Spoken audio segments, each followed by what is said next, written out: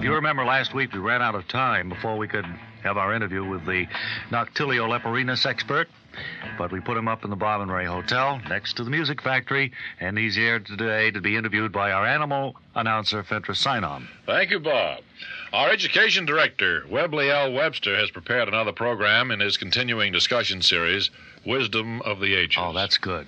Bob and Ray reporters Wally Ballou and Artie Skirmahorn team up to bring us a report on the fun and color at an amusement park in Massachusetts. Oh, and speaking of our native Commonwealth, we're going to chat with a man who struck it rich there in the petroleum business. And at this time, we'll chat with one or two tourees as they pass by our studio on a guided tour of the Music Factory. Thank you, Bob. Let's have this now.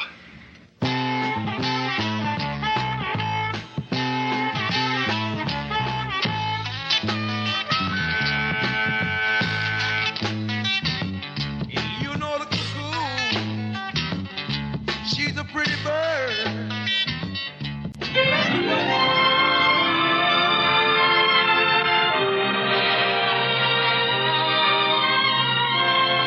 Next, Mary Backstage, Noble Wife, the story of America's favorite family of the Footlights and of their fight for security and happiness against the concrete heart of Broadway.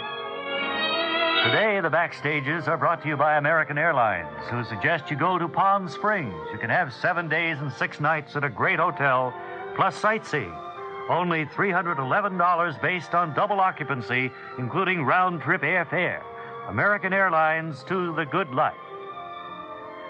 It's shortly after our last episode now at the Backstage summer home in Skunk Haven, Long Island, as we see Mary, Harry, Greg Marlowe, young playwright secretly in love with Mary, and Calvin L. Hoogovan, their next-door neighbor, and Pop Beloved, who have just arrived. And we hear Mary say... Oh, come in, Calvin. Hey, and Pop. Calvin. Tell us about what happened down in Washington. Hadn't expected to see you two back here for some time. Hi, everybody. Well, you'll never believe what happened. They called the hearings off, or adjourned them anyway. They adjourned the hearings for at least 4 weeks. Adjourned the hearings? Yeah, well, they couldn't get anybody over from the White House to talk or anything, so they just said, well, let's cool it for a while. Pretty exciting. Oh, excuse me. Are those Spanish peanuts there? Well, yes, they are. Why do I have a fistful? Help yourself. Good, thank you. Well, that's certainly a surprise. I know Ralph Crusader must be pretty upset that they've postponed the hearings. He was all set to really take off after those faulty sock manufacturers. Well, yes, he was. He had the stuff on him. But he's a cool number. Cool cat, huh? You can't get him disturbed. No, sir, Ralph just takes it in stride like nobody's business. Well, what's the news around here, Mary? What's new? Are those mixed nuts over there? Yes. Oh. And there's macadamians over here. Well, let me try these mixed nuts first, and I'll get to the macadamians in a little while. Well, they just moved in. Well, the big news with us, Calvin... What a sense of humor you always had, Harry. Too bad they never put you into comedy. The big news with us is that Greg Marlowe, young playwright secretly in love with Mary here, has just planned to produce a new Broadway show starring the both of us. Sounds like a flop. The both of you? You and Mary back on Broadway? That's right. What's it going to be, a comedy or... Well, we don't know. We haven't read the script yet, have we, Greg? Greg was going to leave it with us before he went back to New York today. Has somebody been into these Spanish peanuts? Well, yes, just Calvin. What?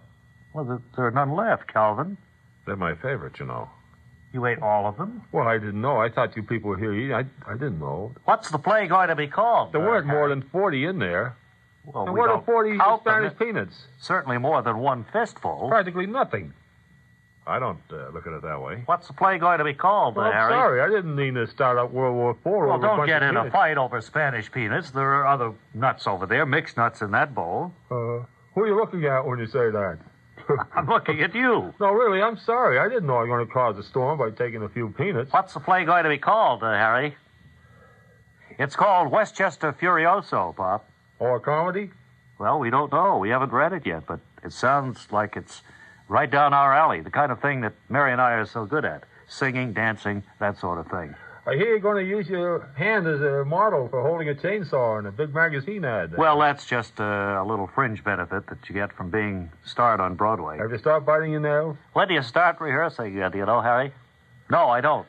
Greg will let us know all about that as soon as his plans are concrete. Oh, excuse me. I see an ambulance coming up the driveway.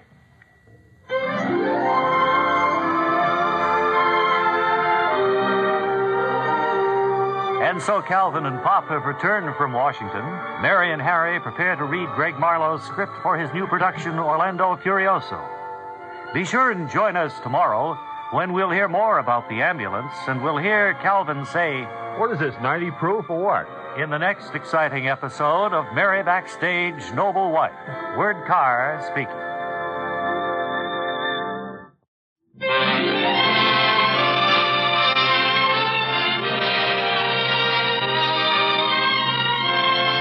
Next, Mary Backstage, Noble Wife. The story of America's favorite family of the Footlights and of their fight for security and happiness against the concrete heart of Broadway. There's excitement at the Backstage home in Skunk Haven, Long Island these days as Mary and Harry prepare their return to Broadway in the new Greg Marlowe production, Westchester Furioso. Yesterday, Calvin and Pop returned from Washington, and now it's a few minutes later as they continue discussing future plans. Are we here? Well, I think it's a wonderful opportunity for you, Harry, and for you too, Mary. Yeah, I do too, Mary and Harry. It certainly would be good to see you trotting the old boards again. Well, we're certainly looking forward to it too, Pop and Calvin. Have you had a chance to really go through the script, or is it just in its outline form? Well, it's in script form. Greg has asked us to read it over the weekend, and I'm going to go out in the kitchen and make some cocoa now. How many? Oh, okay, Mary. Would you like cocoa? No, I don't believe I do. How about I'd you? like some, Mary. You, Calvin? Yeah. Did you get any more of those Spanish peanuts you had a few minutes ago? Yes, those redskin, you mean? Yeah, Yes, I'll bring some. Spanish kind. Yes. We're going to read the play, and of course, as we read it, we'll visualize ourselves playing the leading roles. Mary opposite me, of course, and me starring. Uh-huh. Just hold over that dish, please. There. All right. There you are. There you are, Spanish Bob. meat. Oh, thank you very much. Help yourself, Calvin. It's fine. Oh, have some myself, I guess. I think I'll put some in my pocket for later. You know what's good is to mix Spanish peanuts with gumdrops. Mix them up. Then take a handful of both together. It's kind of a sweet, sour, salt combination. Never thought of that. Never tried that, but it does make sense, I guess, Pop. Could be a thing to do. You gonna dance in the new show, Harry? Well, I don't know. I haven't danced for quite a while. I don't know whether I can still do it or not. It's going to be more or less a straight play. There wouldn't be any call for dancing, would there? No, it's a musical, Calvin. Oh, it is a musical? Oh, yeah. Let me try a couple of steps here. Maybe I can get back into the feel. Need a little sand on the floor to really do it. Mary will be fit to be tied as she sees that sand on the floor there. Here's your cocoa. Who put the sand on the floor? I did, Mary. I was doing my old sand soft shoe dance. Wipe it up right now. Okay. Oh, look. There goes the ambulance out of the driveway. It wasn't for us after all.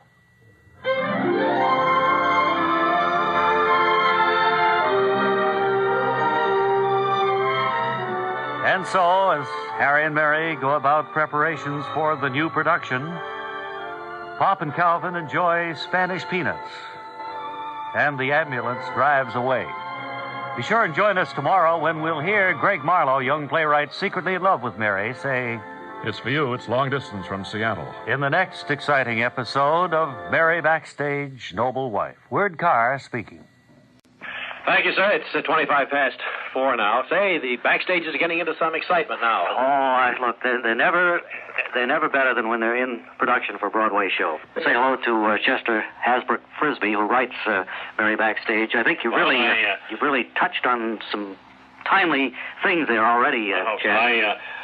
I just want to remind you that you don't always have to refer to me as Chester Hasbrouck Frisbee. It seems a little stilted to me, actually. It sounds as though, I'm somebody set apart from the average person with just a first name, middle initial, and last name. I notice a lot of our mail, Chester Hasbrouck Frisbee, is asking where is the story going to go. Honestly, he has a stone ear when I talk to him. Once Mary and Harry hit the boards again, once they return to Broadway, what's going to happen? Can you give us any hint? Well, Robert Brackett Elliott, let me put it this way to you. Yes. It's going to be a smash success. I think it will be the first time in the history of the Backstages that they will be involved in a hit Broadway show. Well, it's going to be in the Minskoff Theater, but I guess there won't be any room for that for a while. It's going to be in the Ritz. It is.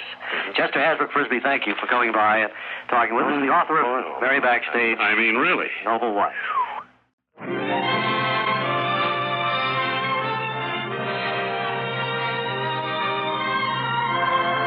Next, Mary Backstage, Noble Wife.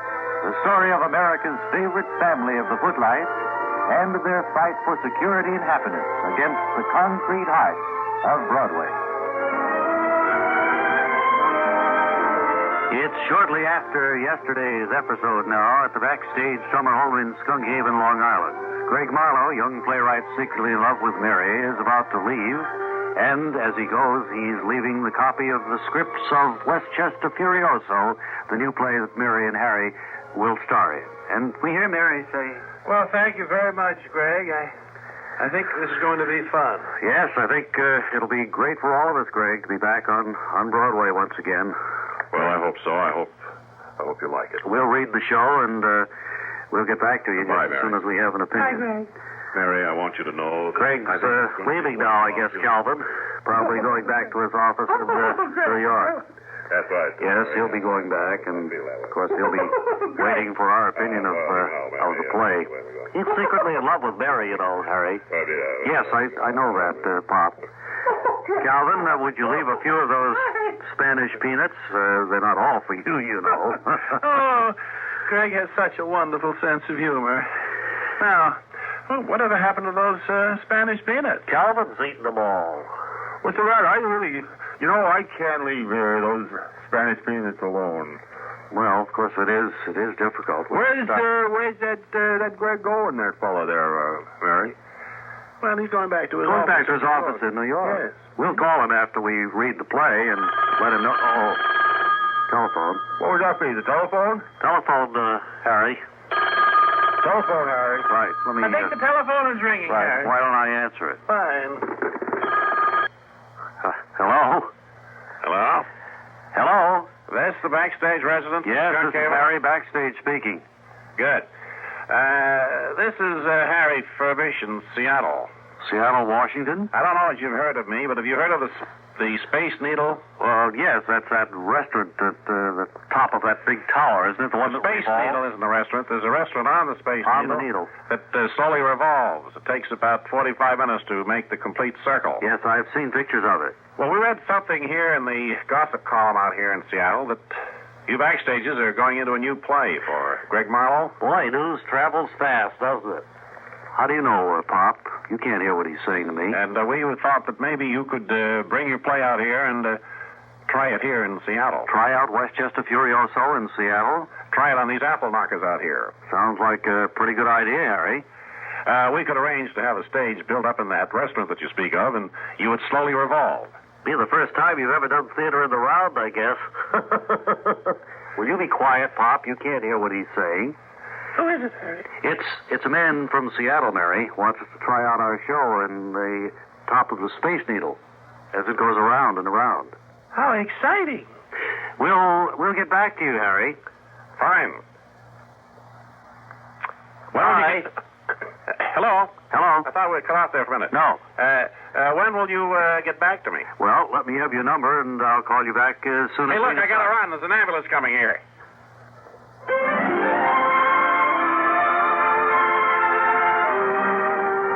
And so Mary and Harry receive an offer from Seattle to open their play Westchester Furioso, the top of the Space Needle. Be sure and join us tomorrow when they'll make their decision. And we'll hear Greg Marlowe say, Why, of course. That would be a great idea. in the next exciting episode of Mary Backstage Noble Wife. Word Carr speaking. And the expert is with us today. Sir, what is your name again, please? I don't. Dr. Edgar McClutchney. Dr. Edgar McClutchney. He's the Noctillio Lepporenus expert. For those who probably don't have any idea what that means, I wonder, could you explain it to the listener? Yeah, sure. Noctillio Lepporenus is a spectacular fish-catching bat found in Brazil, weighing only about 2.5 ounces. It has a wingspan of about 18 inches, and its hind feet, with strong curving claws, are used to scoop small fish from the surface of the water. Just one fisherman bat's consumption of food is as much as 70% of its own weight. You say that this Noctillio Lepporenus, I assume that there's a Latin phraseology, Noctillio being night. Would this be a bat? Yes, it's a spectacular fish-catching bat found in Brazil. Bats, incidentally, are probably the most misunderstood of common mammals. Being a bat and all, there's so many misconceptions about them. Could you straighten us out on a bat? A lot of people have the wrong idea about them. Well, this one is a spectacular fish-catching bat found in Brazil. It has a wingspread of about 18 inches, although it only weighs 2.5 ounces. Its strong hind feet have curving claws, and they scoop small fish from the surface of the water. Is it a big bat? I mean, is it... No, on the contrary, it's quite small, weighing about 2.5 ounces. However, its wingspread can reach as much as 18 inches. Oh, I see. It's, does it eat much at all? Fish, that is? The consumption of fish is remarkable. It's gigantic. One fisherman bat's consumption of fish is as much as 70% of its own weight. The Noctillio Lepporenus probably is very misunderstood. Yes, well, bats in general are most misunderstood of common mammals. And, it has a wingspread, this bat, of approximately 81 inches, did you say? 18 inches. 18 inches. Yes. It swoops over the water at night, thus the name Noctillio, and scoops up the fish from the surface of the water on the rivers with its claw-like hind feet. How much would you say average, as opposed to its own weight, would it eat, this Noctillio Lepporenus, the bat? Oh, I'd say one fisherman bat's consumption of fish might be as much as 70% of its own weight. I see. And it has a wingspread of almost 2 ounces, you said? No, it weighs about 2.5 ounces, give or take a quarter ounce. How does it scoop up the fish? With its curved beak? There's an interesting story to that. No, its hind feet have strong, curving claws, and they scoop over the water, skimming up the small fish from the surface. Dr. McClutchney... No, they skim over the water, scooping up the small fish. There's a phone call for you in the control room, so why don't you run and grab it now while you have a chance? There'll be quite a few calls from interested people. Thank you very much. Bats are quite misunderstood. I know. We've been listening to Dr. McClutchney, world-renowned famous expert on the Noctillio Lepporenus.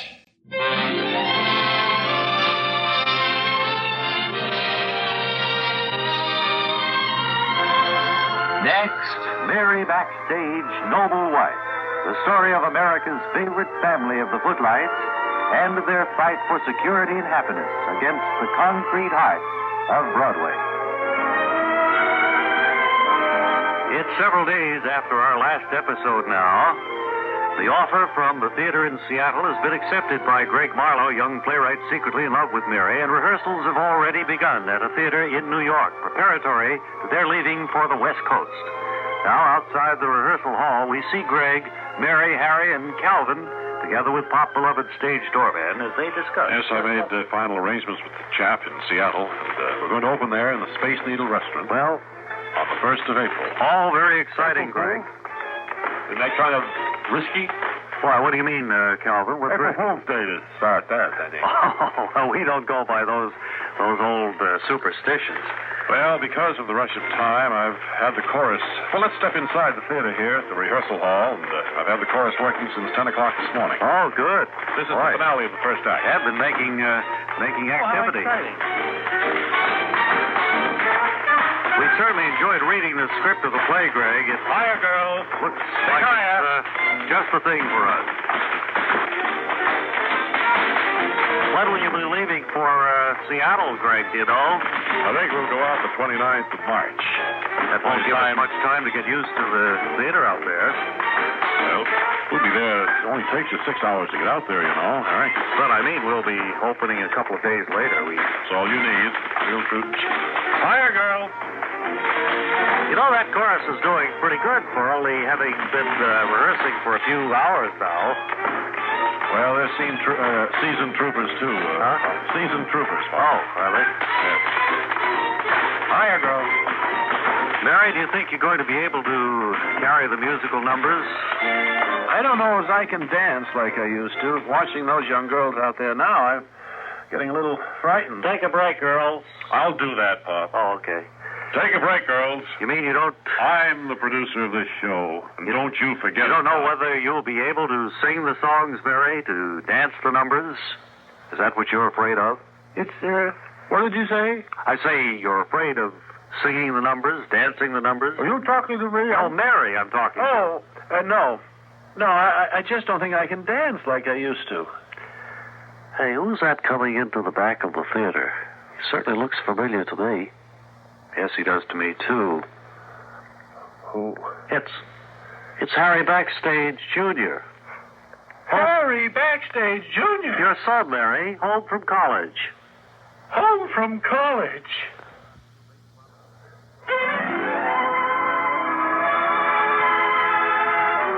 And so, as rehearsals go on, Harry Backstayge Jr. returns to his parents' life. Will this affect their trip to Seattle and the opening of Westchester Furioso, their new play? Be sure and join us tomorrow, and we'll hear Mary say, You mean your father has to go and talk to the dean? That's tomorrow in the next exciting episode of Mary Backstage, Noble Wife. Word Carr speaking. We may respectfully call your attention to the next feature of today's Music Factory, which will be coming up after we have a little more music. Webley Webster's Wisdom of the Ages. Yes, everybody's here, and we're all prepared to present, I think, a very interesting tidbit of programming We've for your factory. had some good reaction to this. A lot of mail from people saying that they really dig what you're doing with this wisdom, these great thoughts. Yes, sir. So they can call their friends now and get ready. Please don't use the phone here. If you want to use the telephone, go out and use the pay telephone. I've had a lot of complaints about that. All right. We'll hear the Wisdom of the Ages right after this. Oh.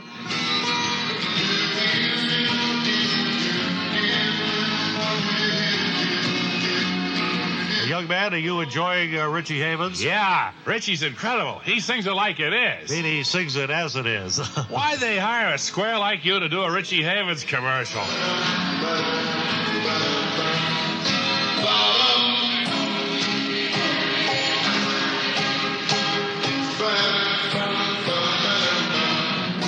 If you'd like to enjoy Richie Havens both in concert and with new studio sounds, get his new 2-record Verb Forecast album, Richard P. Havens, 1983. He sings it as it is. You square.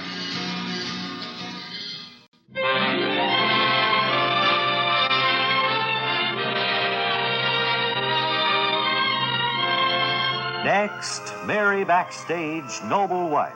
The story of America's favorite family of the Footlights and their fight for security and happiness against the concrete heart of Broadway.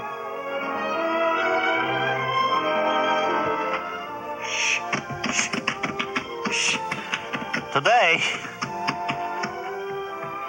Oops, stuck. They're stuck. Now they're broken. Sorry. Go ahead. Today, Mary, Harry, Pop, and Calvin are preparing to leave New York for their trip to the West Coast and the opening of Westchester Furioso. And at the Backstage summer home in Skunk Haven, we hear Mary say, Anybody want some cocoa? I just made a big pot. No, I don't believe so. Anybody? Now I can hear you better, Mary. Anybody would like a pitcher full of Manhattans?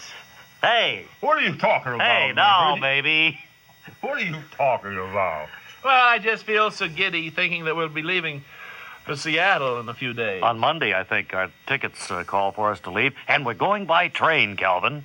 Oh, really? Oh, really? You're not flying? No. We thought it might be nice to take a leisurely trip by train to the coast. Yes, we thought it would be nice to get to see the country, and also it would give us an opportunity to learn our lines. So by the time we get to Seattle, we'll be able to enjoy salmon and won't have to stay home and read our lines. Some of them Dungeness crabs, too. Salmon. Those what? Dungeness crabs. Don't they get those out that way? Oh, they're so delicious. Yes, and those, I'm trying to think, those gooey ducks. Chocolate-covered peanuts? They have gooey ducks in Seattle. What is that exactly? I've heard it's some kind of a seafood, isn't it? It's a clam. You can't believe the size of it. It's about a 4-pound clam. Wow, makes me sick to think of it. Well, I don't think we'll bother with the gooey ducks while we're there. But we will be able to see some of the countryside along the way and learn our lines, as you say. I'll bet a lot of the country has changed since we last traveled, Mary. Oh, yes, the buffalo have been almost wiped out, you know, the bison. I know they have. Well, let's get to the cliffhanger because Mary, this you're going episode to, is nearly over. Mary, are you going to take this dining room table with you? No, we're not taking any furniture with us, Calvin. We won't be there for forever, What you in know. the world would we take the dining room table with us for? Well, it's a nice one, and, you can seat the 6 of us around there comfortably. Well, you can go to a restaurant while we're in Seattle. What are you going over in the corner for, Pop? You going to dance a little bit? Hey, I might just do that. Let's all watch Pop dance. Give me a handful of that sand there. Let me spread it around the linoleum. I'll go get the vacuum so we can clean up after you're through there. Backstages!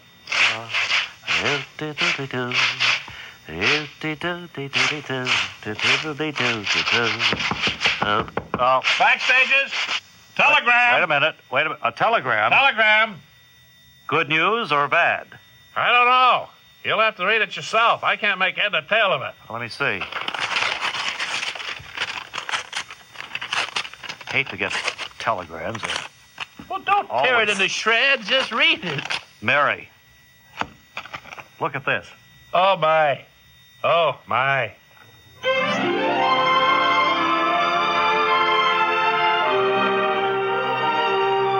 So on the eve of their departure for Seattle, a telegram arrives and seems to stir the concern of Mary and Harry. Be sure and join us on Monday when we'll hear Greg Marlowe, young playwright secretly in love with Mary, say, "Oh, my," in the next exciting episode of Mary Backstage, Noble Wife. Word Carr speaking.